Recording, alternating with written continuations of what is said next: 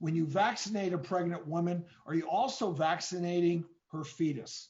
When you give this vaccine, this so-called messenger RNA vaccine, the way that works is that that little piece of genetic material is then translated in your cells into the SARS-CoV-2 spike protein. So really your body makes that coronavirus spike protein, then your body makes antibodies to the spike protein. So you have those antibodies in your circulation. The mother, after 32 weeks gestation, the mother will passively transfer those antibodies to her unborn child, and then those antibodies will remain active in her unborn child for several months. So yeah, so she does protect her child for a few months after the child's born.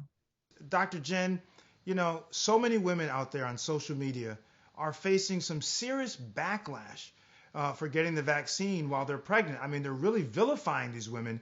What advice would you have for women who have either gotten it and are getting this kind of backlash, or who are afraid to get the vaccine because they're worried about what people are going to say or think about them?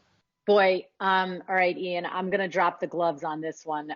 That's an ice hockey term, as you probably know, because I will tell you, not just as a women's health expert, not just as a mother, not just as a woman, but boy, I feel so strongly about this. The only people who should weigh in publicly or privately about what a pregnant woman does is that woman, her healthcare provider, and her partner.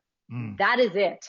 And our jobs in medicine, as I think we all agree, is not to make, this is not a dictatorship. It's not to make a decision for that pregnant woman. It's to inform her. It's to answer her questions. It's to counsel her with appropriate informed consent, and then support the decisions that she makes.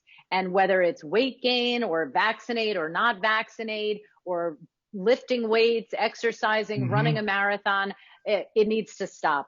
Stay in your lane. If that's not your uterus and that's not your fetus, you shouldn't be commenting on it.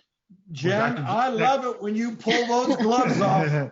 Dr. Jen, I was going to say, I'll pick your gloves up for you because job well done. So thank you, of course, for joining us. Great to have you back, Jen. Keep doing your great work. We're watching you, and Dr. Offit also. Thank you for your great insight.